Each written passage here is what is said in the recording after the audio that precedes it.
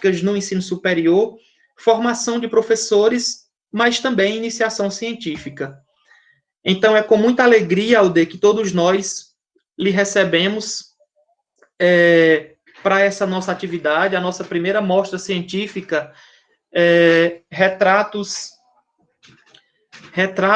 pandêmicos, né, em retratos pandêmicos, e assim, dizer que você será sempre muito bem-vinda, já esteve, né, aqui no Campus Cedro, que bom seria que tivéssemos nesse momento tendo a oportunidade de nos reunir presencialmente, né, mas como não é possível, as tecnologias acabam fazendo essa mediação, né, e a gente vai tentando aí encurtar as distâncias, né? Então, pessoal, mais uma vez, sejam todos muito bem-vindos. E aí, eu vou abrir aqui o e-mail para compartilhar a tela com o material da professora Aldenise. Alde, fique à vontade, viu? Se quiser já ir conversando, pode iniciar.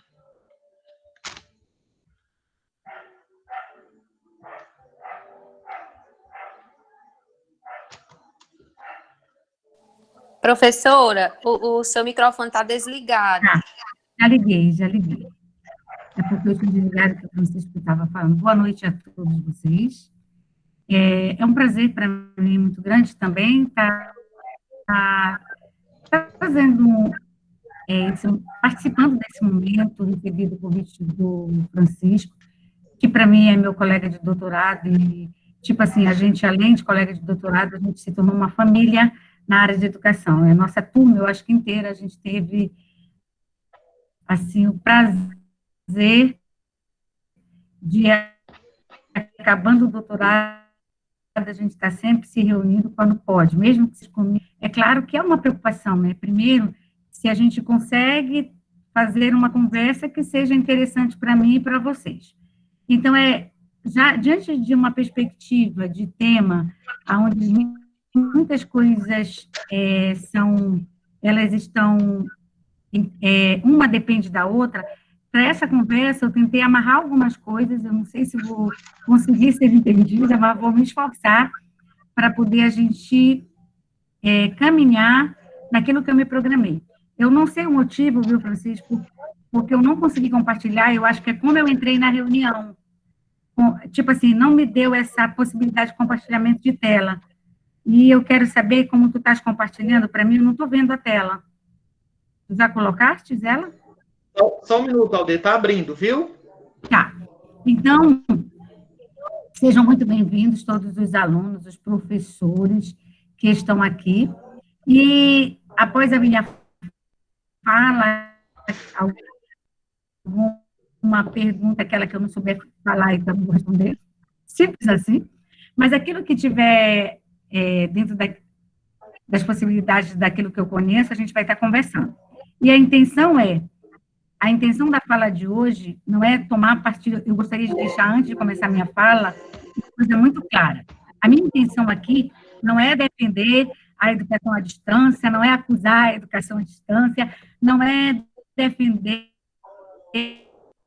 o ensino remoto ou acusar o ensino remoto, mas é tratar de algumas coisas que são reais diante da educação à distância e do ensino remoto, trazer para a gente um pouquinho da diferença do que é educação à distância, o que é ensino remoto, conversar um pouco sobre esse clima de pandemia que a gente está vivendo. Foi para isso que a intenção da fala é essa, a gente juntos pensar sobre isso que eu e vocês estamos vivendo. E como isso nos pegou de maneira surpresa, então, como eu disse anteriormente, quando a gente pensa em ensino remoto, seus desafios, e como vencer, tanto professores e alunos, para a gente pensar em vencer algo, a gente precisa compreender algumas coisas que estão por trás desse ensino remoto, tá? Pode avançar, Francisco?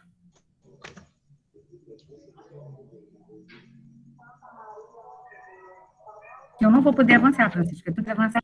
Por que a gente pensou, de repente, aqui, principalmente no Brasil, a gente está vivendo esse momento de ensino remoto? Isso é algo novo para mim e para vocês. a gente está vivendo um tempo de pandemia, e para a gente entender um pouquinho, só para aqueles que já entendem, lembrarem comigo, que a Organização Mundial de Saúde declara que uma pandemia é uma disseminação... Pode ampliar, Francisco? Por favor. Fugiu, Francisco, a minha apresentação? Alô?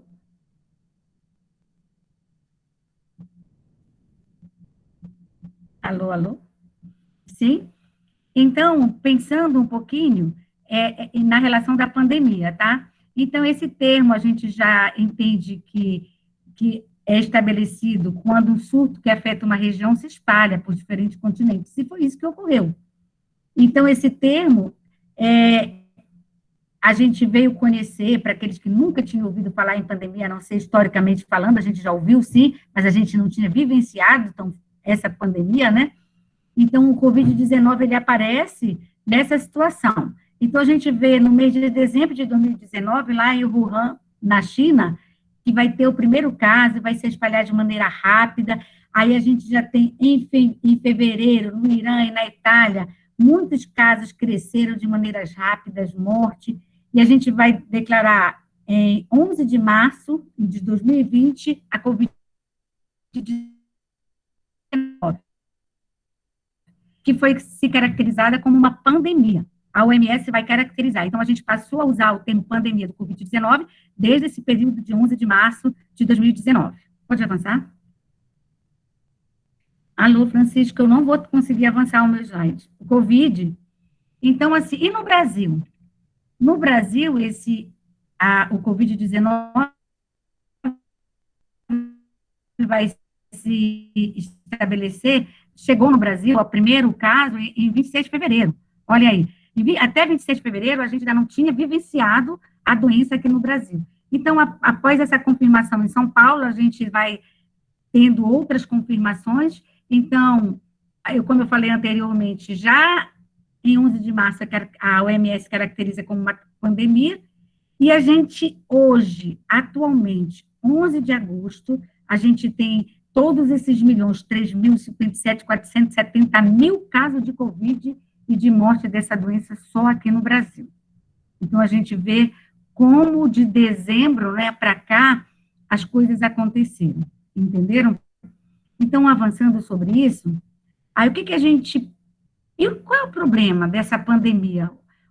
O grande impacto que ela vai trazer no ensino superior e na educação básica no Brasil. Porque quando se trata de uma pandemia, a gente tem uma doença que está sendo transmitida de pessoa a pessoa. Porque a gente, todos nós que estamos aqui, acredito que ouvindo nesse momento essa palestra, a gente já lê um pouquinho sobre a pandemia, como é que ela se transmite, como é que o vírus propaga. Então, o Covid-19, ele é um vírus que se propaga de pessoa a pessoa. Então, como ele é um vírus que se propaga de pessoa a pessoa, o que aconteceu em março? Em março, o governo, ele resolve suspender todas as aulas. Então, a gente vai ter essa portaria aí, número 343, de 17 de março, que vai ter a substituição das aulas presenciais por aulas dos meios digitais. E isso foi colocado que, enquanto a gente tivesse pandemia, as aulas iam estar suspensas. Então, de maneira excepcional, olha aí que está o problema. A palavra já está dizendo tudo. Excepcionalmente, a gente ia substituir as disciplinas presenciais por aulas que utilizassem meios e tecnologias de informação. Tá? Pode avançar, Francisco? Então, essa é uma situação. Diante dessa situação, o que o Conselho Nacional de Educação, ele promoveu? Ele aprovou que novas diretrizes para a educação básica. Então, o Conselho sugere que os municípios busquem alternativas para minimizar a necessidade de reposição presencial de dias letivos. Então, ele vai fazer algumas permissões nos fluxos das atividades escolares. Então, durante a pandemia, enquanto as aulas estiverem suspensas, o Conselho Nacional de Educação traz algumas sugestões para repor a carga horária. A gente teve escolas em todo o Brasil, universidade em todo o Brasil, fazendo o quê? Antecipação de férias, organizando aulas online, trabalhando, diferenciando as jornadas, tá? Então, tudo isso ocorreu, ou foi necessário, diante desse clima de pandemia que o mundo está vivendo. Pode avançar, amigo? Então, a gente também, o Conselho ele vai autorizar o sistema de ensino a computar atividades não presentes para cumprimento de carga horária, de acordo com a deliberação própria de cada sistema. E o Conselho também listou uma série de atividades que podem ser utilizadas pelas redes de ensino durante a pandemia, que são meios digitais, videoaulas, plataformas virtuais, redes sociais, programas e outros. Avance, amigo, por favor. Eu estou um pouco agoniada porque eu não posso mexer no slide. Suspensão das aulas presenciais. Aí, diante dessa pandemia e diante dessa propagação do vírus de pessoa a pessoa, e, como eu já coloquei anteriormente, houve essa necessidade de suspensão das aulas presenciais. E com a decisão de suspender essas aulas pelas redes de ensino, aí, mesmo assim, o Conselho dá uma garantia de isonomia de aprendizagem, os estados e municípios vão passar a organizar os conteúdos, e principalmente as escolas privadas começaram a trabalhar com educação remoto, que muita gente está chamando de educação à distância, seja por meio de plataformas online, pela televisão, ou por via rádio. E a gente vê também professores aí, de repente, como eu vi na internet, viraram youtuber, os professores passaram, todo mundo, de repente, a também ter canal no YouTube para atender os seus alunos. E tudo isso foi de forma muito repentina. Tudo isso aconteceu, é como se a gente tivesse dormido num dos dias de fevereiro, que tudo começa no mundo em dezembro, mas aqui no Brasil em fevereiro, e de repente em fevereiro a gente dormir, e em março a gente tinha que mudar tudo isso. E nós, eu e vocês, sabemos o quanto isso mudou as nossas vidas. Pode avançar. E, diante dessa pandemia, de tudo que a gente está vivendo, o que ocorre? O ensino remoto que passou a existir, ele traz dúvidas para mim e para vocês. E os alunos, as dúvidas que surgem, será que os nossos alunos vão conseguir manusear os computadores, a internet fora da escola? Será que eles vão conseguir gerenciar o tempo de estudo? Será que os professores podem não ter habilidade pedagógica e tecnológica? Será que os nossos professores sabem trabalhar com a tecnologia? A gente sabe que as universidades e as escolas de ensino básico têm professores de todas as gerações. Tem professores aí que a gente chama, que é geração 2000, né? E é professor da geração tecnologia.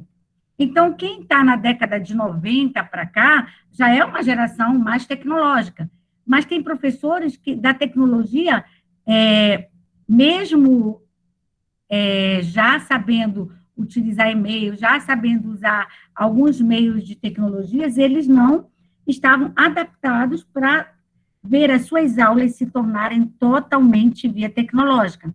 Então, esses professores passaram também a se perguntar, será que eu vou conseguir? De repente, eles começavam a pensar assim, e essa nova modalidade, eu nunca era professor do ensino EAD, e agora eu sou professor do presencial que está usando as ferramentas do EAD, será que eu vou dar conta disso? Então, as instituições também tiveram que investir em tecnologias de informação para as aulas virtuais, e também os currículos tiveram que ser repensados, e cidades pequenas tiveram dificuldades com o sinal de internet, estão tendo dificuldades, né? Então, assim, o Brasil é grande, a realidade do Brasil não é a mesma.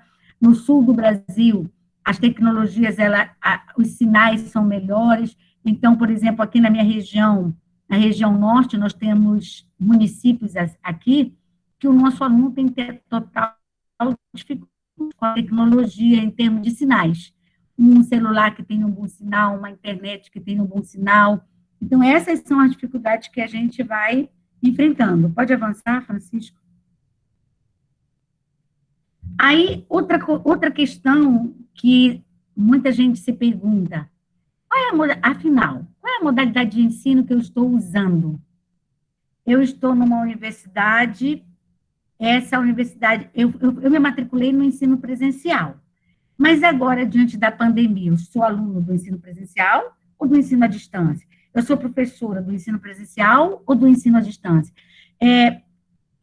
Existem pessoas que se questionam, alunos que questionam, alunos que não aceitam. Eu não sou matriculado no ensino à distância, então eu não quero aulas que são totalmente à distância, então a gente vai ter vários questionamentos acontecendo. Pode avançar? Então, primeiro ponto que eu gostaria de deixar bem claro na conversa com vocês hoje, que há uma diferença muito grande quando a gente fala de educação à distância e para o ensino à distância remoto. O ensino à distância remota é uma situação, e a educação à distância é outra situação. Então, eu trouxe aqui algumas sínteses para a gente entender um pouquinho sobre cada uma, para poder as coisas ficarem mais claras.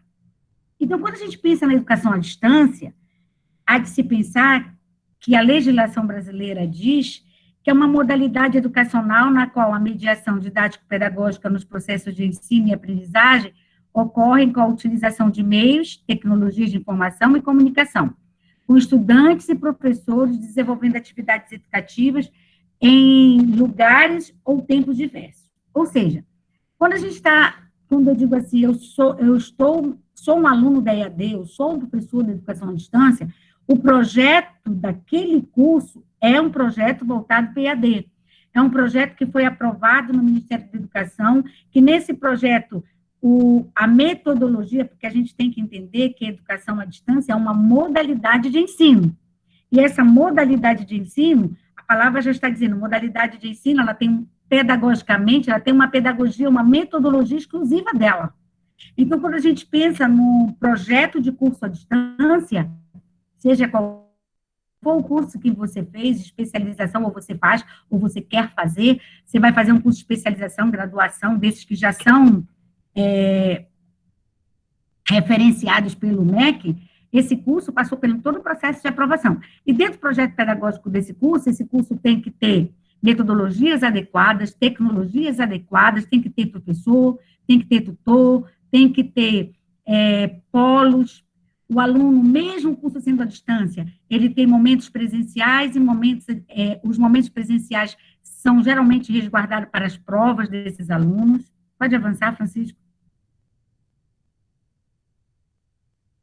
Pode avançar o slide, por favor? Então, como eu estava dizendo, tem que ter o polo, tem que ter a garantia dos ambientes, tem que ter professores, formadores, tutores, recursos, professores e tutores preparados para a utilização dessa tecnologia, para essa modalidade. Pode avançar. Então, a gente tem uma portaria de dezembro de 2019 que veio para ofertar a modalidade de ensino EAD em cursos de graduação presenciais.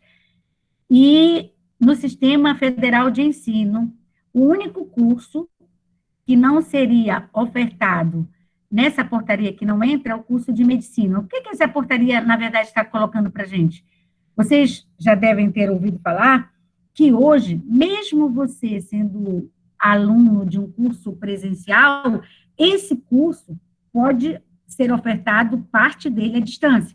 Mas também, para que isso ocorra, esse curso tem que ser apresentado ao MEC. Olha, digamos que o curso de pedagogia da sua instituição quer fazer X% à distância, ele vai se adaptar e vai dizer que você vai fazer 40%, o máximo que o MEC permite hoje é 40%. Até um dia desse, o MEC só permitia 20%. Olha o que ele fez atualmente, ele já permite 40%. Aí, a gente sabe que tem instituições, principalmente as particulares, que estão tomando para si todos esses 40%. Todo o curso está sendo 40% à distância, ou seja, numa coisa que era exceção, passou para ser regra. Mas, até um tempo, era 20%. Pode avançar? Então, o que eu quero dizer com essa fala é que a gente tinha o ensino presencial até 2018, só 20% da carga horária geral do curso podia ser à distância. Hoje, em 2019 e agora em 2020, 40% dessa carga horária geral de qualquer curso presencial, exceto medicina, como eu coloquei, pode ser à distância. Mas, para isso, vai ter que ter um projeto organizado e ajustado. Podemos avançar? Ainda estamos falando de cursos à distância, ok? E cursos presenciais usando a modalidade à distância, que é a diferença do que nós vamos falar daqui a pouco, que é o ensino remoto. Então, o ensino à distância em cursos presenciais. Aí eu já falei dessa parte, a gente pode avançar, Francisco. Aí a gente tem alguns indicadores para que esses cursos sejam ofertados, 40% deles à distância. A gente tem que ter as metodologias todas que eu já falei que tinham que ter no curso, que é totalmente à distância. Tem que ter a metodologia voltada por atividade de tutoria, ambiente de aprendizagem AVAs, tecnologia de comunicação. Então, tem toda o projeto político pedagógico do curso tem que estar organizada para essa modalidade. Podemos avançar? O ensino remoto, que é o que nós estamos vivenciando hoje. Ele é diferente, ele é a mesma coisa, é um ensino à distância. Então, eu posso dizer a vocês que começa que nós não temos na legislação, hoje, nada escrito, legislado sobre o ensino remoto. A gente tem trabalhos remotos aí, empresas que sempre já trabalhavam em tecnologias, que já vinham fazendo trabalhos remotos, principalmente fora da área de educação, né? Empresas, o meu filho mesmo, que trabalha com tecnologia, engenheiro de tecnologia, trabalha numa empresa que trabalha com ensino remoto. Antes da pandemia, ele já fazia trabalhos remotos. Então, ele trabalha aqui no Brasil com uma empresa fora do Brasil. Ele pode estar aqui em Belém e estar trabalhando para a empresa que está em Minas. Eles já estavam fazendo como outros profissionais que trabalham remoto, eles estavam fazendo já esse tipo de trabalho. Agora, em relação ao ensino, a gente teve, como eu comecei a minha fala, desculpem-me estar acelerada, porque é tanta coisa para falar, mas quando eu comecei a minha fala, eu comecei dizendo a vocês que a gente teve uma emergência que foi causada por uma pandemia, que foi causada pelo Covid-19. E, diante dessa emergência, a gente teve que mudar o pensamento da educação no Brasil. Ora, a gente trabalhava só com ensino presencial, e de repente chegou a pandemia, os alunos, a gente saiu das escolas, as aulas nem bem começaram em fevereiro, em março as escolas estavam fechando as portas por conta da pandemia. Aí, no mesmo instante, como eu coloquei anteriormente, o MEC vem, faz alguns estabelecimentos normativos, o Conselho também de Educação, então a gente começou a ter um ensino remoto de emergência em EAD. Não é uma modalidade de ensino, mas é um ensino com o uso de tecnologias. Por que eu estou dizendo isso? Porque ninguém mexeu no projeto pedagógico do curso, você vê que as escolas particulares, por exemplo, que elas estão com maior atendimento de ensino remoto, tem sido pelas escolas particulares, elas só transformaram as suas aulas presenciais em aulas à distância. Ou seja, o aluno tem que estar no mesmo horário, no mesmo instante, o professor. E qual é a maior dificuldade? Antes de eu falar nisso, que daqui a pouco eu vou voltar, só pensando no que eu estou fechando com vocês, a questão do ensino remoto. Então, esse ensino remoto, ele se assemelha-se a EAD, apenas no que se refere a uma educação mediada pelas tecnologias.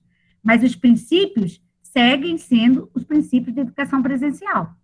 Então, assim, ele pedagogicamente ainda tem todos os princípios, as avaliações, por mais que eles estejam usando as tecnologias. Então, a educação à distância pressupõe apoio de tutores. No ensino remoto, não temos tutores que estão dando apoio para esses professores. A gente não tem uma carga horária, essa carga horária diluída em atividades síncronas e assíncronas. Quando a gente fala em atividades síncronas e assíncronas na educação à distância, a gente pressupõe que as atividades síncronas, a palavra não quis sair, quando eu digo assim, está tendo o projeto pedagógico de educação à distância, tem que ter atividades síncronas e assíncronas. As síncronas são aquelas atividades que professores e alunos estão em tempo real, exercendo uma atividade. Por exemplo, professores e alunos estão fazendo uma webconferência, como nós estamos aqui, em tempo real, vocês estão aí, eu estou aqui. Daqui a pouco a gente pode abrir um chat, um bate-papo, a gente está no chat, a gente está online naquele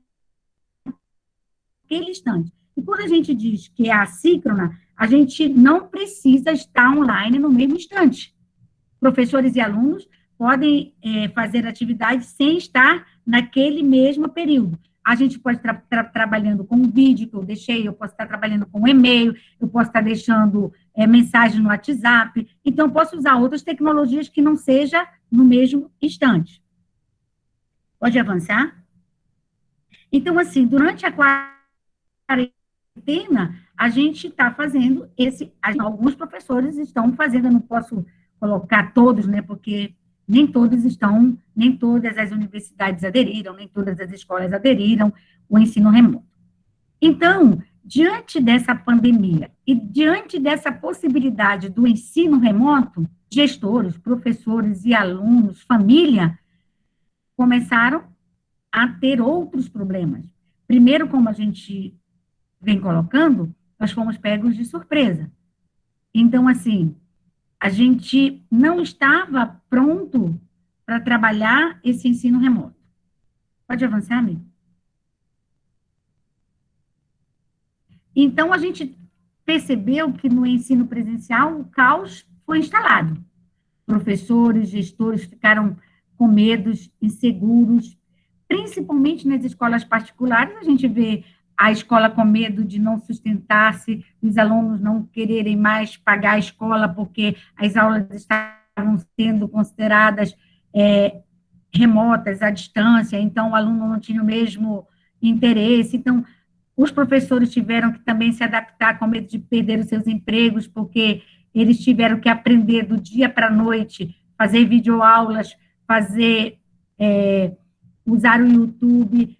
Um professor que só estava acostumado a fazer os seus slides, agora ele ia ter que saber preparar uma videoaula. Então, a gente preparar uma videoaula é uma situação. E isso, lembrando do que eu disse antes, nem todos esses professores são gerações de tecnologia, vocês imaginam o caos. Os alunos também. O aluno também, mesmo ele entendendo alguns alunos nossos, em pesquisas já mostram isso, que mesmo os alunos tendo facilidade tecnológica, aquele aluno que tem uma boa internet na sua casa, aquele aluno que tem um computador, um bom celular, mesmo esse aluno, ele teve medo de alguns aprendizados. Lá na educação à distância, uma das coisas que se trabalha com aquele aluno, desde que ele entra, é a autogestão da produção do seu conhecimento, porque ele vai precisar entender que ele é gestor, ele também tem que ser produtor, no sentido de que ele precisa gerenciar o tempo. Ele vai ter que saber qual é o horário que ele estuda. Né? Que na educação à distância, o aluno vai organizar o seu horário de estudo, porque as videoaulas estão gravadas.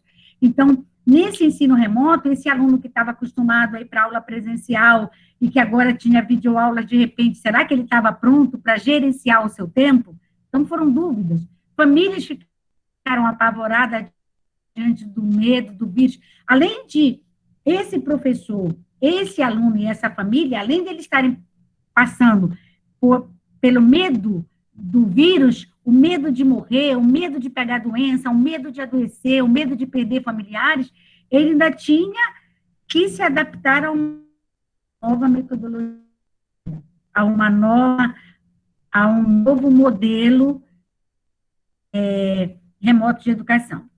Então, eles começavam, questionamentos surgiram, será que esse aplicativo é o melhor? Como é que eu posso fazer? Como é que eu vou fazer para o meu aluno ter interesse numa aula não presencial? O que eu posso fazer? Como é que eu vou filmar?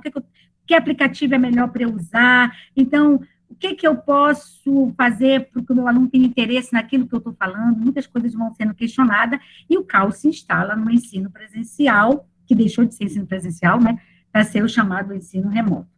Pode avançar? Então, assim, no tempo de pandemia, eu e vocês estamos vivenciando o isolamento social causado por tudo isso. Diante desse isolamento social, a gente teve outros problemas.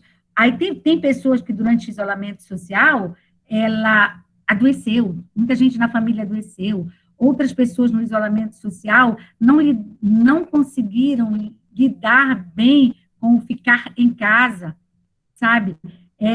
Aí a gente teve um índice, pesquisas mostram que pessoas adoeceram psicologicamente.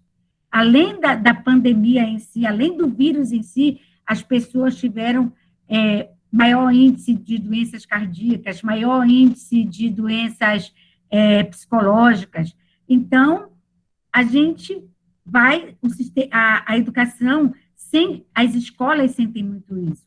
A gente, ao ter que substituir aula presencial por aulas online, isso também adoeceu professores, adoeceu alunos, não no seu contexto, mas mais adiante a gente vai ouvir algumas falas que vão relatar sobre isso, tá? Então, a gente tem crises emocionais e eu e vocês, como disse o Francisco antes da minha fala, tivemos que lidar com novos aprendizados. Pode avançar? Então, o maior desafio desse ensino remoto de emergência, ele está sobre quem? Sobre gestores, sobre professores, sobre os educadores.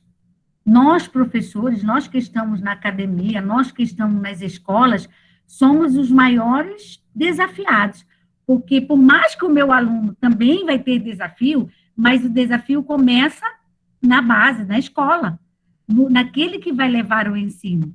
Então, a gente vai ter que adaptar os conteúdos, as dinâmicas da sala de aula, as maneiras de avaliar, e a intenção de tudo isso é sem prejudicar o processo de ensino-aprendizagem. E a gente sabe, a gente supõe, né, não tenho ainda pesquisas prontas para trazer respostas, mas futuramente a gente vai ter, a gente não sabe ainda os impactos disso no processo de ensino-aprendizagem. A gente supõe que o processo de ensino-aprendizagem, com certeza, teve impactos negativos, no sentido de não vamos dar conta de tudo que tínhamos programado em termos de conteúdo. Não tem como dar conta de um aprendizado de um currículo, onde a gente trabalhava com práticas, onde a gente trabalhava com o aluno fazendo, por exemplo, trabalhos com laboratórios, e agora a gente não tem como fazer. A gente não, às vezes, tem aluno que nem sequer tem universidade, como a Universidade do Estado do Pará, a universidade a qual eu trabalho, que, na sua maioria, não tem conseguido realizar ainda o ensino remoto. Depois eu vou estar falando sobre isso. Então, esses impactos para a gente, como eu já falei, para manter esses alunos interessados. As instituições de ensino precisam entender que devem dar apoio às instituições e aos seus professores para que eles realmente consigam fazer o ensino remoto. Esse apoio técnico, apoio pedagógico, aí eu vou falar um pouquinho agora, na minha universidade, o que nós temos feito? Tivemos uma dificuldade imensa, porque a Universidade do Estado do Pará é uma universidade que, principalmente o meu centro, que é o Centro de Educação, os nossos alunos, eles não estavam prontos para esse ensino remoto, como a maioria dos alunos. Mas a maior dificuldade, eu trabalho com uma disciplina, tecnologia de educação. Então, poxa, essa minha disciplina, ela ajuda os alunos a pensarem sobre todas as tecnologias que estão disponíveis hoje para o ensino, para o processo de ensino-aprendizado. Aí, claro que quando eu vi a pandemia, eu pensei enquanto professora, poxa, essa disciplina eu vou conseguir trabalhar com os alunos, pelo menos eu vou fazer isso, vou fazer aquilo, algumas coisas que eu trabalho com o Classroom, com meus alunos, eu não sei se os professores aqui conhecem, mas o Francisco conhece, é do Google. Inclusive, quando eu começo com essa disciplina, as minhas primeiras aulas, eu ensino os meus alunos a utilizar o Classroom. Então, por meio do Classroom, eu pensei assim, eu vou conseguir fazer atividades com os meus alunos. Apesar de eu saber que tinha alguns alunos meus que iam ter dificuldade, porque alguns alunos, já na aula presencial, diziam assim, professor, eu não consegui postar porque eu estava sem internet, eu não tenho um bom celular. Ai, professor, então sempre tinha aquele aluno que, para vocês terem uma ideia, a minha turma eram 44 alunos. Então, desses 44 alunos, assim, eu lembro que alguns alunos, às vezes tem aquele que não quer se expor, né, e aquele que chegava comigo, professora, a senhora pode deixar mais tempo essa atividade, porque eu não consegui ter acesso. E o que a gente faz na universidade, nessa disciplina? Eu abro o laboratório, se ele não teve acesso lá, ele não teve condições, aí ele vai ter um tempo para ele fazer atividade no laboratório e fazer algumas atividades que ele vai precisar usar o recurso que era o computador, uma atividade que ele tem que criar ali online, via internet. Aí, quando eu ofertei essa disciplina, eu conversei com os alunos, assim que começou a pandemia, o que foi que a UEPA, a primeira recomendação da UEPA, que os professores conversassem com os seus alunos para verificar se a turma aceitava o ensino remoto para substituir enquanto nós voltávamos, isso em março. Aí eu fiz inclusive para me resguardar, eu fiz uma enquete com meus alunos.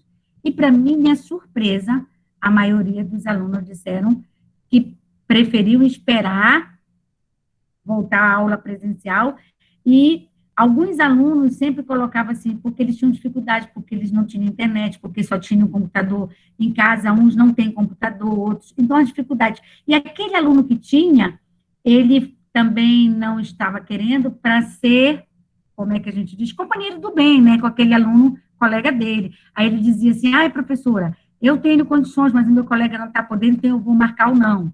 Então, assim, e essa é uma realidade. Essa é uma realidade que, inclusive, os alunos do meu centro de educação vieram à reitoria, representantes de alunos solicitaram que eles não tinham condições de repente, os alunos não têm internet, por tudo isso que eu falei, dificuldade de internet, dificuldade de computador, dificuldade de celulares com capacidade de armazenamento e tudo mais. Então, meus colegas professores, muitos colegas professores na UEPA também não foram a favor por conta de tudo isso que eu já falei, e nós tínhamos, aí outras que estão na UEPA, é que a UEPA, ela naquele momento determinava que se um aluno não pudesse, não ia ter, bastava um não querer. Então, isso fez com que a gente fosse, isso em março, né, fôssemos protelando o ensino remoto. Nós estamos vivendo outro momento de experiência na Universidade do Estado do Pará. Hoje, nós estamos diante do tempo que passou, já estamos indo para agosto, então vamos fazer algumas atividades, eu estou falando de retorno ao ensino remoto, tá? Algumas atividades em ensino remoto, a universidade está vendo maneiras de garantir o acesso desses alunos. Se a universidade conseguir garantir acesso a esses alunos de material, aí a gente está se organizando, está tendo reuniões online, para a gente, sugestões, para a gente fazer organização de como isso vai se dar, porque o que a gente quer é a garantia que o nosso aluno, mesmo aquele que não tem uma tecnologia de ponta, o material chegue a ele, mesmo aquele que não tem uma internet, que o sinal chegue a ele, tá? Então, há uma possibilidade de a gente estar avançando nessas discussões diante desse momento, já que a gente já está indo para setembro e a pandemia ainda está instalada. Pode avançar? Então, é por isso que eu estava dizendo no slide anterior que há necessidade de discussões na instituição, assim como a Universidade do Estado do Pará está discutindo, outras universidades têm que estar discutindo. Assim, a Universidade Federal aqui, algumas coisas que eu lembro de ter acompanhado, é que a proposta dela também foi não ao ensino remoto, por conta de tudo que eu já falei que acontece na UEPA, também acontece na Federal. E também estão vendo outras, hoje já está se trabalhando outras circunstâncias. Agora, outra questão que eu gostaria de deixar claro para nós, que apesar da universidade, da UEPA, não ter aderido ao ensino remoto para substituir as aulas presenciais, ela não parou. Assim como a gente está fazendo essa live agora com vocês, está sendo organizada aí, a universidade organizou muitas lives para ajudar a comunidade, ajudar os alunos a terem, melhorar o currículo naquilo que é necessário melhorar, porque nós temos aquelas atividades não presenciais que fazem parte do currículo deles, aí, para ajudar os alunos psicologicamente, em todas as áreas, tanto na área da saúde, como na área de educação, sempre está tendo lives para ajudar a comunidade, tanto professores como alunos. Então, isso vem ocorrendo. Eu estava falando que nós sempre não estávamos fazendo a substituição das aulas em si, mas o ensino remoto tem acontecido para as lives em temas variados. Podemos avançar? Então, outra coisa que as universidades e a escola precisam entender é que professores, alunos, assim como eu estou conversando hoje com vocês, a gente precisa estar trocando, né? Aí, os professores precisam estar sentando, precisam estar vendo o que eu fiz, o que eu posso fazer, o que deu certo, o que não deu certo. A gente vai ver daqui a pouco algumas experiências e relatos de professores, principalmente no ensino particular. O ensino particular, os professores, eles, por questões que não é a intenção da minha fala hoje, esses professores estão trabalhando remoto e a gente vai ver que professores e alunos que tiveram que reorganizar as suas aulas, esses professores também tiveram muitas e muitas dificuldades. Mas, como a escola, ela precisava garantir que esses alunos não deixassem a escola, no sentido de pagar as suas mensalidades e tudo mais, ele está sendo executado. Então, é claro que diante de um ensino remoto, o ideal é a gente estabelecer um padrão no uso das plataformas. Um exemplo, se a minha universidade, se a sua universidade, se a escola que você está trabalhando, ela não pode ter várias plataformas. Digamos aqui, a gente vai usar o Meet, a gente vai usar o Zoom, a gente vai usar outra plataforma, é uma plataforma específica, a gente comprou a plataforma tal, então a universidade, a escola que está usando o ensino remoto, isso tem que estar muito claro. Qual é a plataforma, como é que vai ser, a gente vai usar as redes sociais, o corpo docente vai fazer o quê? Essas aulas, os roteiros, essas edições de vídeos, esses vídeos, a gente tem vídeos autorais que você cria, né? E aqueles que já estão disponíveis aí, eu vou usar softs, a comunicação com os alunos deve ser feita com quem? Porque a gente vai ouvir eu ouvi relato de escolas públicas aqui em Belém, numa pesquisa que a gente estava fazendo, e a professora dizia assim, a escola queria que eu usasse o meu WhatsApp para dar atendimentos aos pais. Agora, imagina você, todo mundo, tudo que é pai ligando para o meu WhatsApp, e a professora questionava com a sua coordenadora. E como é que não vou mais ter vida própria? Todo mundo vai ficar mandando mensagem para o meu WhatsApp? Então, assim, existem algumas coisas que vai ter que se resguardar, e isso tem acontecido. Professores hoje, nesse ensino remoto, tem professores que estão dando aula usando seu WhatsApp. Por exemplo, eu conheço a história de uma professora que é de redação, ela teve muita dificuldade com as tecnologias, e ela é dona de um cursinho, e ela optou por fazer aulas online, aulas por meio do WhatsApp. Ela manda os videozinhos, vídeos não, como é que a gente diz? Fugiu a palavra, mas ela grava e manda, ela fica conversando com os alunos, como a gente faz numa conversa no WhatsApp normal. Então, assim, cada professor foi sendo um artista, foi procurando se reconstruir para poder sobreviver, principalmente aqueles que, como essa casa dessa professora, que é uma professora de redação, uma professora de um cursinho particular, e ela teve que se reinventar para não perder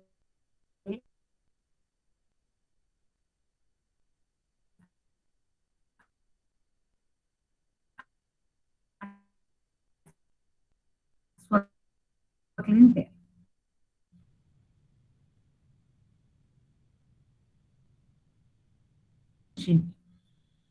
É muito complicado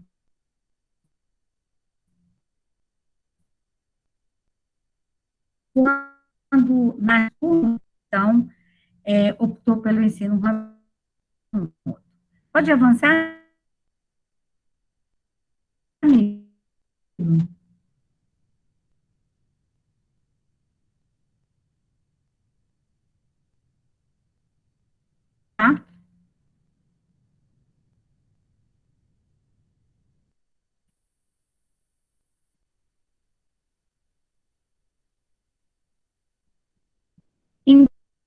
assim, trazendo o que pode ser, o que não pode ser, quais são o período de aula, quantas horas, as cargas horárias obrigatórias, qual é. A gente sabe que, a princípio, ele disse que era 800 horas obrigatória para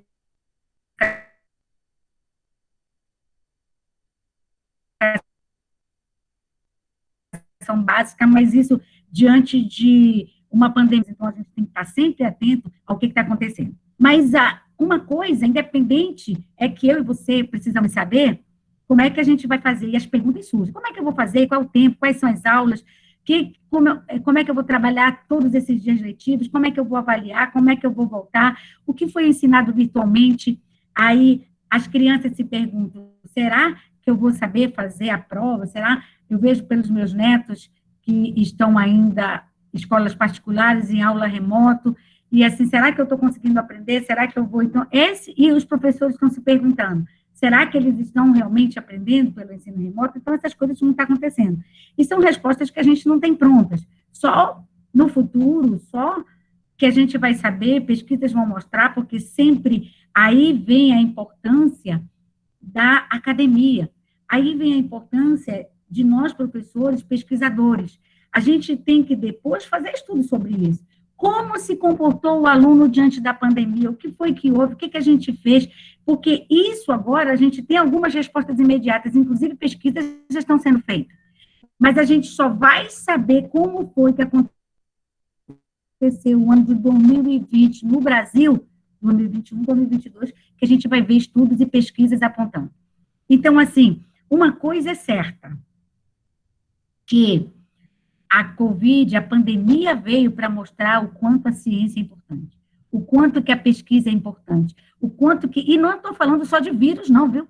Não é só o estudo da vacina para a cura da pandemia, para a cura do vírus, mas é o estudo científico em todos os sentidos, o estudo científico da vida do homem, a ciência estudando o homem, o seu psicológico, o homem nesse ensino remoto, o que a pandemia fez com esse homem, quem é esse novo homem depois da pandemia, quem é a educação depois da pandemia, eu e vocês, enquanto professores do ensino presencial, como que eu estou diante das tecnologias, o que eu preciso melhorar, independente de pandemia. Então, assim, aonde é que eu vou saber sobre isso? Só através da pesquisa, só através de estudos, aonde se pergunta, aonde se responde, qual foi as minhas incertezas, o que foi que eu avancei, aonde foi que eu regredi, o que eu consegui fazer.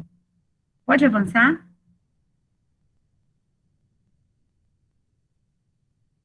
Eu trouxe para vocês, para o nosso bate-papo, alguns relatos de gestores, de professores que eu colhi, de pais, sobre o ensino remoto, que eu pesquisei na internet, e também numa pesquisa que a gente fez na UEPA. Eu trouxe alguns recortes.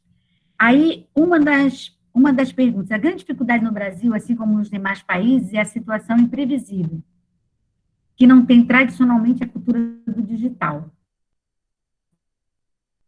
do trabalho. Isso é nosso complexo para quem trabalha com educação básica nas escolas públicas e particulares. A Maria Helena está dizendo assim, olha, a conselheira do Conselho Nacional de Educação, ela diz assim mesmo, essa é uma dificuldade, cultura digital, do trabalho remoto, ou da educação à distância. Ou seja, na verdade, no ensino presencial, a gente não discute muito a cultura digital. Aí ela está dizendo assim, agora na pandemia se descobriu que no ensino presencial não se tem efetivamente um trabalho com as culturas digitais. Aí também queremos entender que eu, enquanto professora de tecnologia, sempre penso como os alunos, a gente não pode ter medo da tecnologia, que a tecnologia, que é um discurso que na década de 70, 80, se tinha muito medo da tecnologia vir substituir o homem. E a gente não quer isso, mas a gente sabe que se a gente não souber usar, ela pode, não é que substituir, jamais a tecnologia substitui o professor, porque sempre vai se precisar de um professor.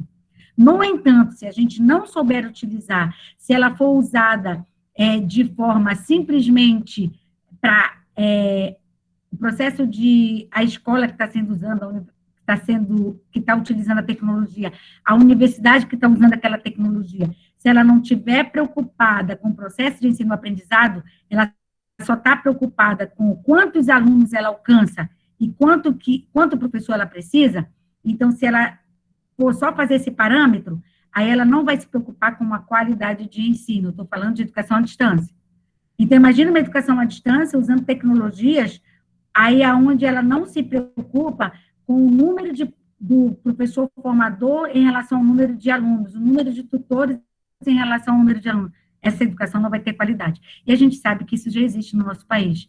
Professores sobrecarregados, com turma de 600 alunos, com turma de 400 alunos, com o mínimo de tutores. Então, aí a gente pode dizer que não é uma educação de qualidade. E não é a nossa intenção. A gente não quer que se use a tecnologia para desqualificar o processo de educação. A gente quer que a tecnologia seja usada para cada vez mais alcançar, chegar aonde nós não conseguimos. Por exemplo, aqui na nossa região, tem aluno nosso que não vão conseguir vir para Belém, que não vão conseguir vir para as grandes capitais, mas a educação à distância pode chegar a ele, entende?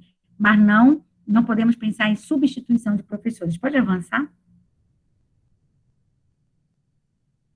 Um relato de um pai acompanhando a aula online do seu filho. Olha o que esse pai conta.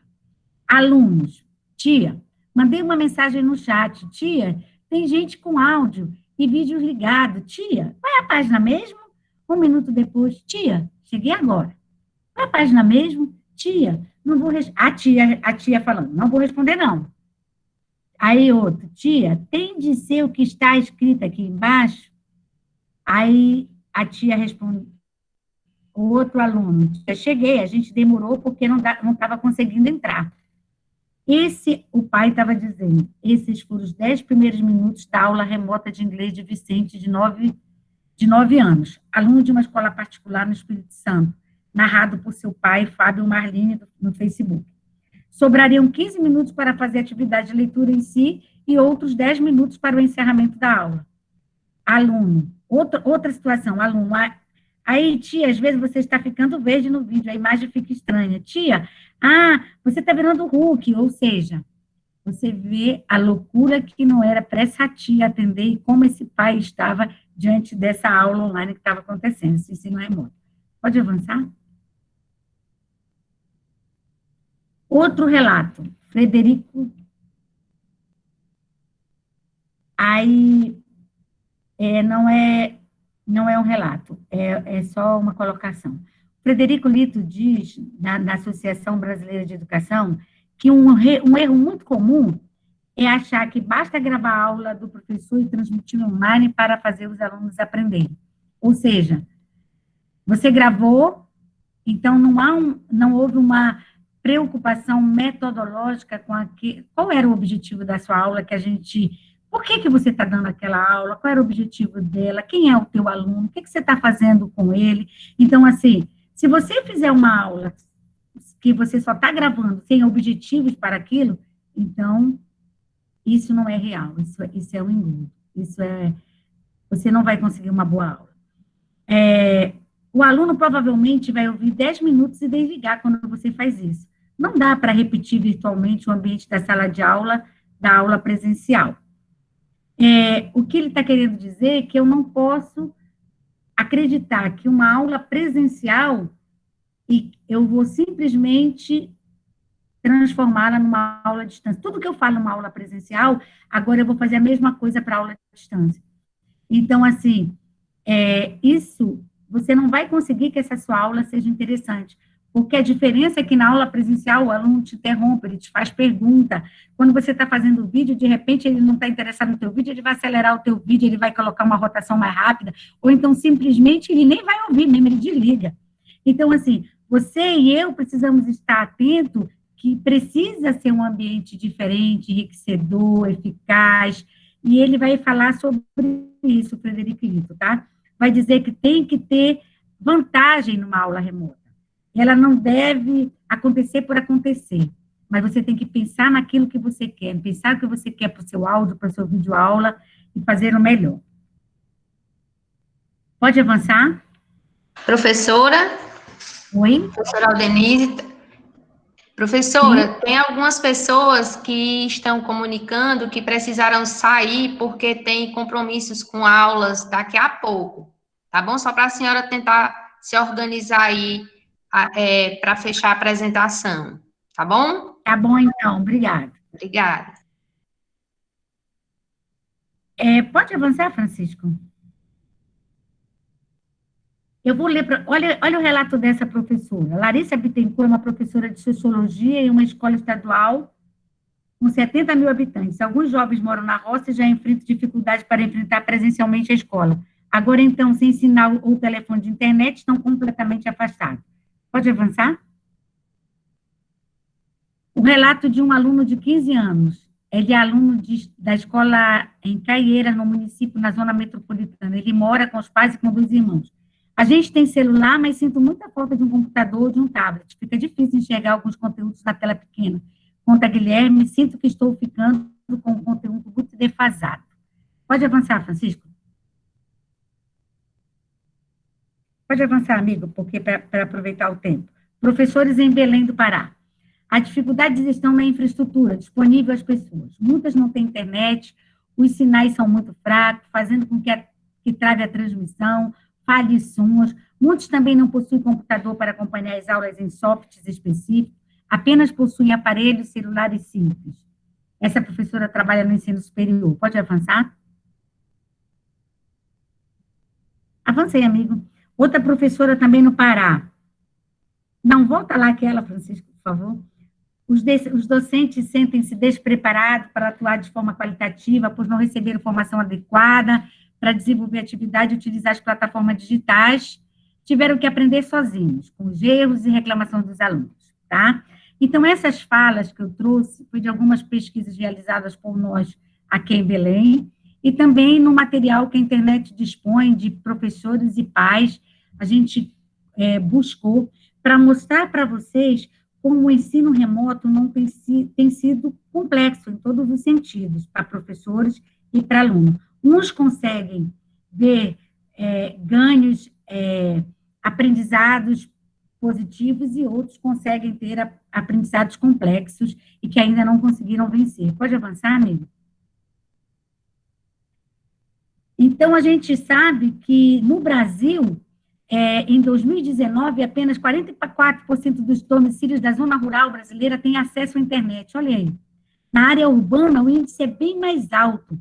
70% dos lares estão conectados. O estudo feito anualmente pelo Centro Regional é um dos principais no país do segmento acesso à tecnologia. Então, a gente tem 70% nas zonas urbanas e 44% nas zonas rurais. As tecnologias de informação em domicílio no Brasil, entre a população cuja renda familiar é inferior a um salário mínimo, 78% das pessoas com acesso à internet usam exclusivamente o celular. Ou seja, não tem um notebook, não tem um bom computador, não tem outros acessos, o que dificulta o ensino remoto. Pode avançar, amigo? Olha, então aí eu e vocês temos esses desafios que aquela imagem mostrava, não tem problema ter avançado, então assim a gente vai ter obstáculos e a gente vai tentar viver. Então, as universidades, acredito que tanto institutos superiores, universidades, estão tentando viver e promover ações durante a pandemia com ensinos remotos. A gente tem muitas coisas sendo feitas, pesquisas sendo realizadas, lives sendo realizadas, procurando atender a saúde física, a saúde mental dos alunos, dos professores e da população brasileira. Pode avançar?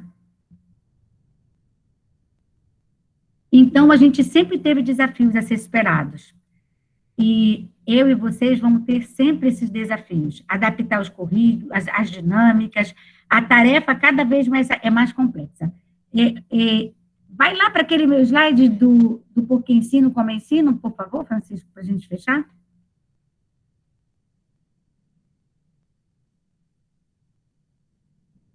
Antes.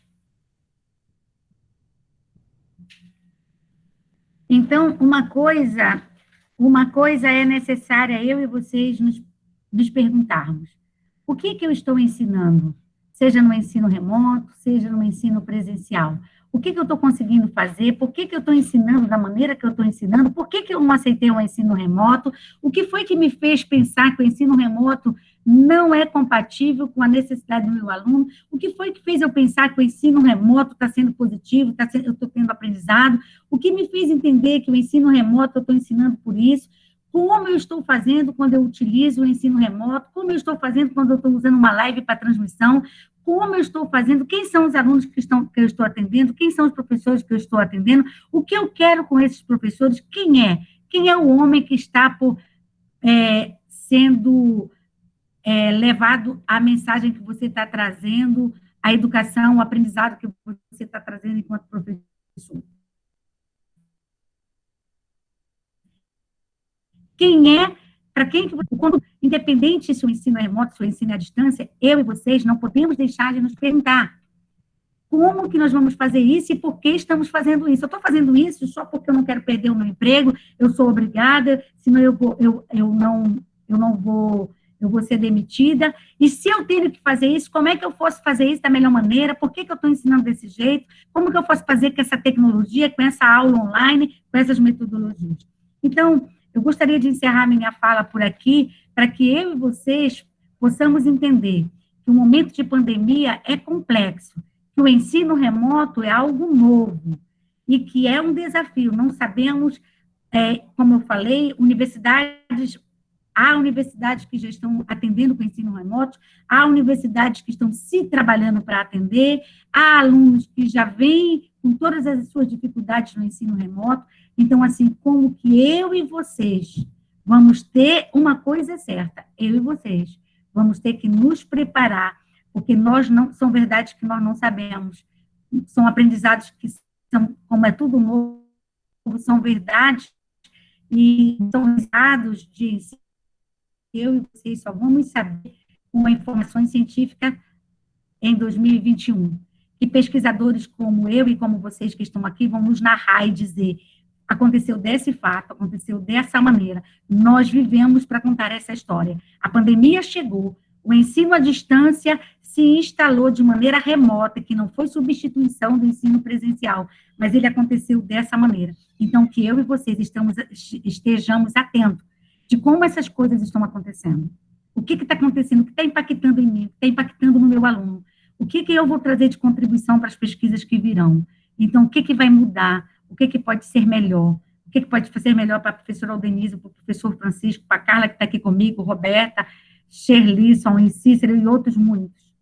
Então, o que a gente pode fazer, como que a gente pode aproveitar, como que a gente pode fazer para que esse ensino remoto, se vamos a ter que fazê-lo ainda no ano de 2020, agora no segundo semestre, que qualidade a gente pode trazer para esse processo de ensino-aprendizado, que não vai ser fácil para nós, porque em si já é um rico aprendizado.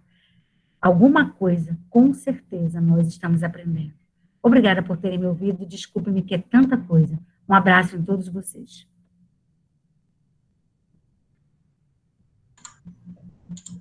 Obrigada, professora Aldenise, sua fala muito pertinente, muito encorajadora, né, e colocou muitas questões no debate. Nós tivemos uma boa participação aí no chat durante a sua fala, né, a gente aproveitou, já foi antecipando a discussão.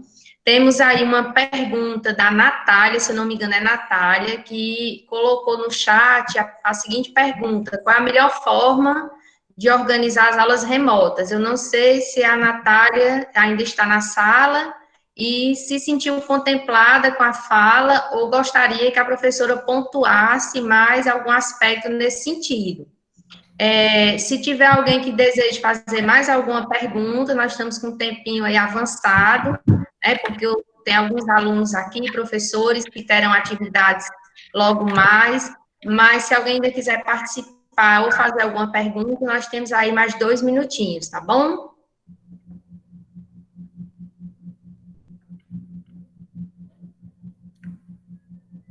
É um bloco de pergunta, eu vou responder uma só para perguntando, por favor, professora. Tem mais alguém que gostaria de fazer pergunta, pessoal? Por enquanto, nós temos só uma pergunta. Simval. Pode falar, Simval. Ana Cláudia. Simval e Ana Cláudia. Posso começar? Pode ser aqui. Pode, Ana Cláudia, pode começar. Professora, boa noite. Eu sou a professora Ana Cláudia.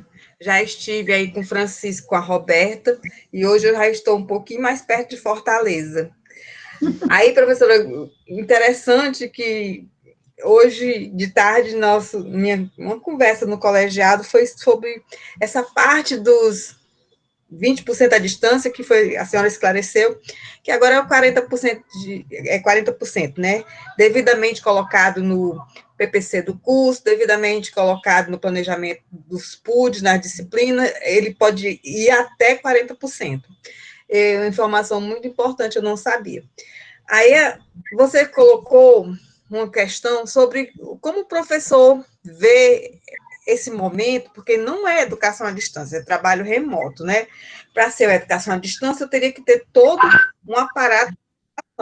Como o trabalho remoto, a gente precisa dar continuidade à vida escolar do aluno para não ser um prejuízo muito grande para a vida escolar dele e para o país, no devido momento que ele fosse ingressar no mercado de trabalho. Aí você colocou a questão de como o professor, por inexperiência, né, por dificuldade de uso das tecnologias, tentou fazer uma extensão da sala de aula. Nesse momento, a gente vê a facilidade que o professor tem de fazer isso, porque ele vinculou com o aluno. Ele teve a parte presencial anteriormente, ele vinculou, os alunos conhecem esse professor. Então, eu acho que a maioria tentou dar uma condição razoável ao seu trabalho. Aí eu lhe pergunto, assim, essa sensação que você tem, né? Digamos que foi a necessidade da pandemia. Como é que você vê esse melhoramento, né? Eu chamo de melhoramento, que apesar do sofrimento, né, desse momento com as tecnologias, como é que você vê esse melhoramento na formação continuada do professor? Porque chegou a necessidade, né? Vinha-se pedindo formação do professor, atualização, capacitação, a formação continuada dele para as tecnologias, e muitos professores rejeitam, porque tecnologia não é algo fácil de você inserir na sua vida. O micro-ondas na sua casa, você diz, não vou usar porque vai gastar energia, eu vou adoecer com esse elemento, não tem o conhecimento da tecnologia do dia a dia, quanto mais a tecnologia na parte educativa, que envolve outras questões cognitivas. Como é que você vê esse momento? Você acha que foi uma oportunidade ou foi um sofrimento para os professores? Professora, vou só colocar aqui a pergunta do professor Simval. Ele perguntou sobre a melhor forma ou alguma sugestão sobre avaliação. Eu não sei se o professor Simval gostaria de ligar o microfone e falar, mas foi essa a pergunta. Então, nós temos uma pergunta sobre a melhor forma de preparar as aulas remotas, da Natália, uma pergunta sobre propostas de avaliação, do professor Simval, a pergunta da professora Ana Cláudia, eu acho que tem o professor Efraim, que queria participar também. Efraim, pode participar. Olá, pessoal, boa noite. Professora, dentro da perspectiva da mostra científica, que é no sentido de retratos da pandemia em contextos, uma das angústias que eu, enquanto professor, tenho vivenciado é sobre esses retratos mesmo que nós vamos estabelecendo no nosso dia a dia, que constitui quem nós somos. Esses retratos, por exemplo, retratos sonoros, no caminhar até a escola, no ir de ônibus à escola, no contato na sirene ou no som do bebedouro, essas constituições do ser que vão se concretizando dentro dos espaços escolares mesmo.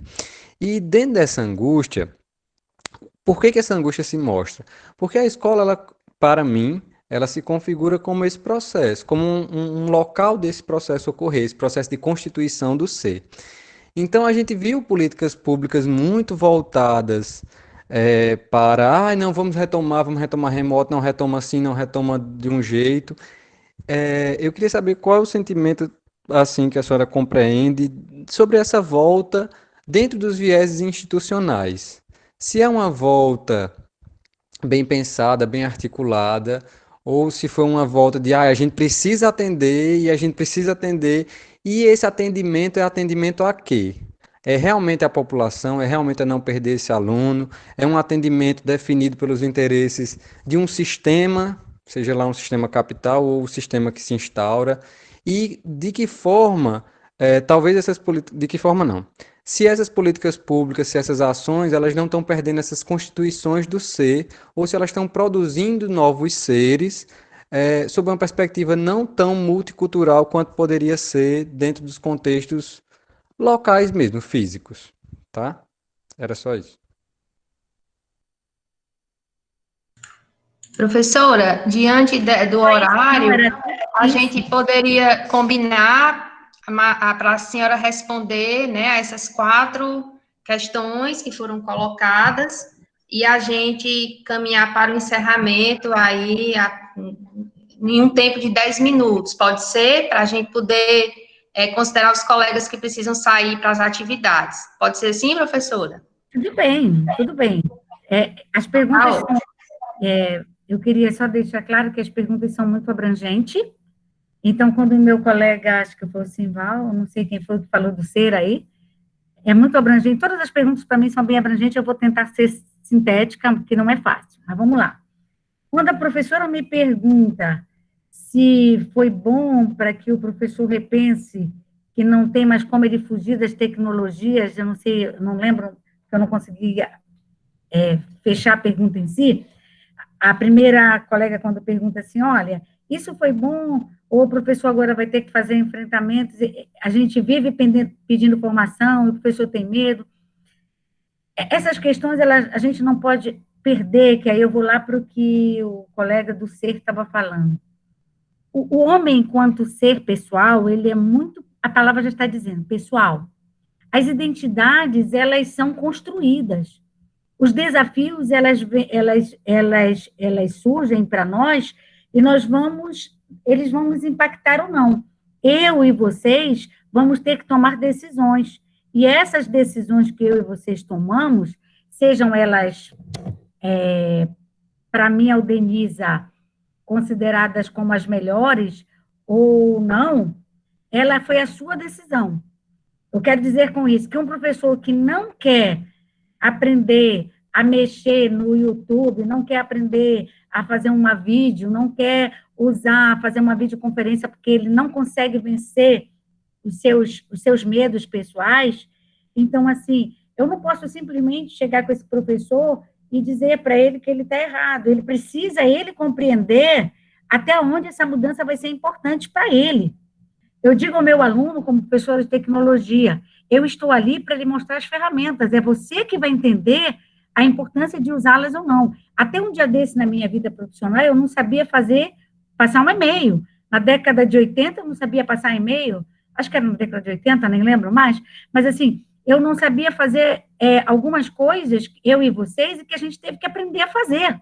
A gente teve que aprender a usar o banco para poder a gente usar uma conta online, a gente teve que aprender a fazer, e a nossa sala de aula é uma decisão. Agora, é claro que isso, eu volto a dizer, eu preciso de um preparo.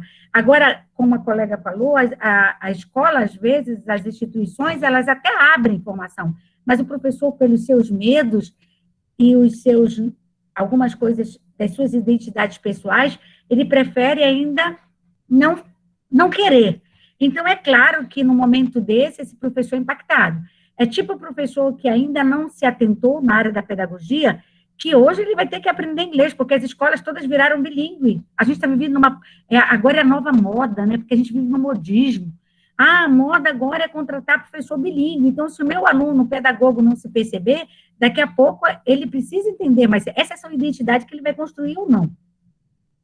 Agora, quando eu vou só pegar o ponto, já indo para a questão do ser no espaço escolar, eu concordo com você, professor, que essa característica humana, dessa relação entre professor e aluno, essa identidade aonde eu te vejo, tu me vê, aonde a gente se constrói no pegar do ônibus, na folha, no sentar da sala de aula, no olhar do meu aluno, onde eu te percebo num contexto, indiscutível, elas são assim, insubstituíveis, sabe?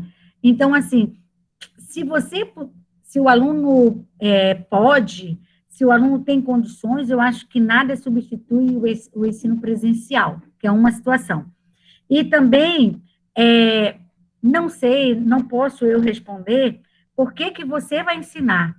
Agora, é claro que a gente sabe que tem professores que estão ensinando, mesmo não sendo favoráveis ao ensino remoto, porque tem medo de perder seu emprego, porque a instituição que ele trabalha vai demiti-lo se ele não se colocar, ele não aceitar aquilo que a instituição está determinando. Então, esse professor, às vezes, ele se sente sem opção. Ou ele faz. Agora, a discussão que eu vejo é que eu já vou pegar o gancho para como fazer melhor. Ó, presta atenção. Você está numa situação de que você não tem escolha, você vai ter que fazer. Se você tem que fazer, então que você faça o melhor. Por mais que a sua instituição só esteja vendo capital. Porque tem instituição aí que não está preocupada com o ensino, não. Está preocupada em não perder aluno, está preocupada em não diminuir o recurso que ela tem, né, em termos de pagamento de mensalidade. Então, claro que essa instituição tem preocupação com o ensino, sim, no sentido, eu não quero aqui também dizer que ela não está ensinando nada. Quem sou eu para julgar os meus colegas professores? Eu quero dizer que há uma preocupação em manter, se a gente pensar nessa regra que você estava falando assim, olha, eu estou em prol do capital. Sim, pode ser, mas você é responsável pela sua identidade pessoal de professor. É você que constrói a sua identidade. Então, qual é o seu papel, na minha percepção de professora Denise? O meu papel é, eu preciso me planejar, mesmo já que eu não tenho saída, eu vou ter que fazer um ensino remoto. Quem é o meu aluno? O caminho é, eu não tenho aqui uma receita pronta e acabada, quisera eu ter para dar para todos vocês. Eu não tenho. Mas eu posso dizer a vocês que nós não vamos fugir daquela questão. Eu preciso pensar didaticamente, eu preciso pensar que aula eu tenho, qual é o objetivo, qual é o conteúdo que eu vou dar. E eu preciso pesquisar maneiras de dar esse conteúdo de maneiras mais atrativas. Então, assim, eu preciso pensar em metodologia. Primeiro eu penso no meu tema da minha aula, no objetivo da minha aula, na metodologia da minha aula, que avaliação eu vou fazer, considerando que eu só tenho X tempo na aula online. Então, assim, como é que é o meu aluno, como é que eu vou fazer para que esse aluno interaja comigo, que atividade eu vou fazer, assim, não tem receitas. Você pode trabalhar com videoaula, você pode trabalhar com perguntas e respostas, você pode estar trabalhando com outras tecnologias, você pode estar trabalhando, inclusive, com pesquisa, fazendo o seu aluno pesquisar e trazer atividade de pesquisa para a sua aula, mas aí você tem que ter objetivo, você tem que ter metodologias. E você, professor, eu digo como professora de didática, eu não tenho para o meu aluno, porque todo mundo quer, né? Professora, qual é a melhor receita de uma boa aula? A melhor receita de uma boa aula é você... Primeiro, você precisa entender que o dono do conteúdo, saber do conteúdo, conhecimento, é você ter conhecimento teórico daquilo que você vai trabalhar. É tudo? Não é tudo, senão todo mundo bastava, sabe, eu saber para saber ensinar, e não basta saber, só saber. Eu preciso pensar em recursos, em metodologias, mas com objetivos. Então, assim, pense em o que você quer, você tem segurança do seu conteúdo, você organizou o seu conteúdo, pense em metodologias, assista a outras aulas online, veja o que o professor está fazendo, que você não quer fazer. Eu sempre digo que, quando você gravou a sua aula, se assista. Veja onde você falou, o que você fez. Uma coisa que é importante vocês pensarem em aulas remoto. Assim, eu posso fazer aula remoto em qualquer lugar, o barulho, o local que eu estou é importante, o silêncio, eu tenho que ter cuidado com o vídeo, o que eu estou mostrando nesse vídeo, quem é que está aparecendo naquela cena, é uma cena, quem que está por detrás daquilo que está sendo filmado, cuidado com a fala, uma fala clara, uma fala objetiva, é claro que tudo é aprendizado. Se eu for reassistir a minha palestra com vocês, eu vou começar a pensar um monte de coisa que eu não diria, que eu não faria, que aquelas caras e bocas que nós fazemos. Então, eu preciso me ver enquanto professor. E eu preciso assistir outros colegas. E a gente está vivendo um momento de muita novidade. Então, que eu possa pensar sobre isso. Sabe, eu acho que o maior caminho é eu começar a pesquisar dentro daquela disciplina específica que eu trabalho, o que está sendo feito nessa área. Agora, o processo de avaliação, a melhor forma de sugestão de avaliação também é muito complicada. Eu não tenho aqui uma receita, mas o que eu posso pensar com vocês? Quando a gente pensa no processo de avaliação, a gente não pode pensar que a avaliação é só uma prova escrita, concordam? Eu tenho que entender que o processo de avaliação, ele é feito, eu posso fazer uma avaliação verbal, eu posso fazer uma prova escrita, eu posso fazer um trabalho de pesquisa, eu posso fazer uma determinada atividade de produção do meu aluno, que eu vou dizer que isso vai valer X, que vai valer Y. Então, eu tenho que pensar qual é o objetivo daquela avaliação, que prática eu quero quando o meu aluno estiver fazendo aquela avaliação. Eu quero simplesmente que ele me responda coisas, eu quero que ele construa coisas, eu quero que ele transforme coisas. Então, quando você pensar no processo de avaliação, as perguntas que você está fazendo para o seu aluno é só prova de perguntas fechadas e abertas, perguntas fechadas, eu posso trabalhar com uma prova, com perguntas fechadas, com perguntas abertas, eu posso trabalhar com indicativos, mas eu posso ir além das provas escritas ou verbais. Eu posso fazer atividades, seminários, e mesmo online, eu posso fazer pesquisa, eu posso, muita coisa, professor. Então, é uma escolha do professor e tem a ver com o seu objetivo, com aquilo que você está planejando. Porque o processo de avaliação precisa dar resposta, precisa me ajudar a pensar se eu alcancei os meus objetivos. Não sei se eu consegui responder, tá? Então, assim, quando eu penso também, eu acredito que esse processo que a gente está vivendo vai ajudar a mim e a vocês, no mínimo, a pensar que tecnologias eu consigo utilizar, o que eu posso fazer, o que eu posso correr atrás. Eu acho, assim, que não adianta a gente fazer de qualquer jeito, como que é a preocupação do colega que está se preocupando com a essência do homem. Eu não posso fazer só porque o outro quer, mas eu posso fazer o melhor de mim, mesmo se eu não tiver saída, mas com a condição de que faça bem feito, né? No sentido de, não adianta também querer empurrar com a barriga. Aquilo que você não dá conta de fazer, peça ajuda, peça para um colega que entende, que sabe melhor que você. Eu acho que é um momento de aprendizado, a gente não tem que ter vergonha, sabe? Eu mesmo sempre estou perguntando, olha, como é que eu faço isso para os meus filhos? Eu pergunto, olha, como é que eu faço? Coisas que são novidades para mim, então eu acho que o processo de aprendizado é a vida toda. A gente tem que entender que a gente tem que estar sempre aprendendo, eu e vocês, e não tem que ter medo disso, não. E também dizer não quando a gente acha que aquilo não é bom. Eu não vou fazer isso porque você quer, isso aqui não comunga com aquilo que eu penso, e eu acho que a gente tem que ter uma base filosófica de vida. Isso comunga com o meu pensamento, isso aqui tem a ver, quando você pode fazer isso, é muito bom, você saber lidar, sabe? Lembre-se, eu sempre digo que eu e vocês temos o livre-arbítrio, mas diante do nosso livre-arbítrio tem a responsabilidade. Ninguém usa a liberdade sem responsabilidade. Que eu e vocês possamos usar a liberdade que temos para ser professores com responsabilidade, porque elas precisam caminhar juntas. Ok? Ok, Alde, muito obrigado. Enquanto você respondia, né, ou dialogava um pouco mais com o pessoal, eu tive a oportunidade de dar uma passeada, né, no chat, e é interessante as reflexões, os diálogos que o pessoal foi colocando a partir da tua fala, né, e ao longo de todo esse tempo, né? E realmente é desafiador para os alunos, como foi colocado aqui no final. Para nós, professores, o desafio tem sido tremendo, né? Especialmente você analisar uma determinada carga horária, né? Que você trabalharia em um dado tempo, né? Presencialmente, e você fazer uma adaptação para trabalhar nessa perspectiva do ensino remoto, né? Então, assim, hoje é dia do estudante, certo? E eu acho que quando a gente programou o evento, a gente nem tinha pensado na data, né? Mas veio a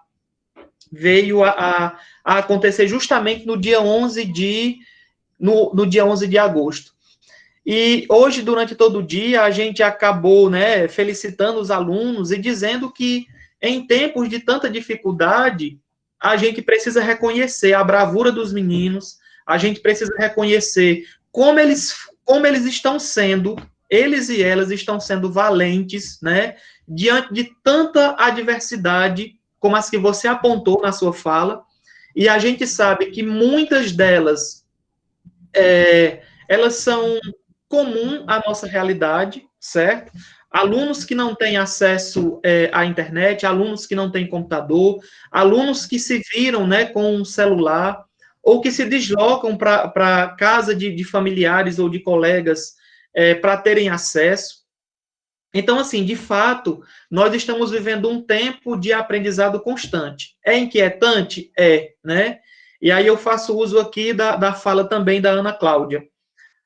Pode ser que nesse momento a gente perceba, né, o lado positivo da coisa, mas também o lado desafiador de tudo isso, né? Em que você ou aprende para tentar fazer essa articulação, né, entre os processos de ensino e aprendizagem, mesmo que remotamente. Então, assim, Aldenisa, mais uma vez, muito obrigado. Só um minuto, Francisca, que você me lembrou uma coisa que também, só pensando contigo, na tua fala, uma coisa que a gente tem que, tudo que a gente aprende de maneira, a palavra não era rápida, mas nós tivemos que nos adaptar de forma muito de repente com tudo isso. E isso, lembra que na minha fala eu disse que isso trouxe adoecimentos, né? A gente vê professores adoecidos, professores que estão trabalhando com ensino remoto adoecidos, alunos adoecidos, porque tudo que você tem que fazer, de repente, isso, muita coisa, sabe? E você teve que organizar, isso que você disse, uma carga horária imensa. É claro que a gente não vai conseguir adaptar. Uhum. Não vai conseguir trazer uma carga horária de 800 horas, então isso aí é engodo. Mas o que a gente pode fazer, uma coisa que a gente tem observado, alguns pesquisadores já mostraram, algumas falas na internet a gente já viu, tem gente que defende que, poxa, o que a gente quer é que, mesmo que a gente perca esse ano de ensino, mas a gente quer as pessoas saudáveis, né? Mas a gente também quer, para aqueles que estão tendo ensino remoto, que se o ensino está acontecendo, que seja da melhor forma, que não seja só engodo. Então, que a gente não fique doente, mas que a gente possa aprender e ajudar o nosso aluno a não adoecer, mas entender que nós temos limites. E diante desses limites, a gente vai se trabalhando, porque aconteceu, está acontecendo. Né? Está acontecendo, né? Aí, com o ensino remoto, aí no Instituto Federal? Nós estamos, sim, nessas atividades remotas, né? Inclusive, tem sido bem estranho para todo mundo. Tem até uma fala aí do aluno no final aí do chat, né?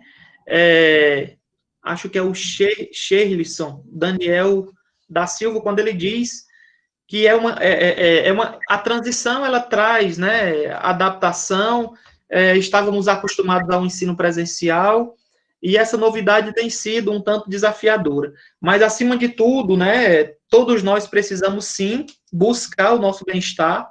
Não tem sido fácil para ninguém, e a gente tem se agarrado, de certa forma, né, às nossas atividades, no sentido de manter, pelo menos, essa interação virtual com os alunos. Certamente, por isso, no GPEA, a gente tem buscado manter essa dinâmica, né?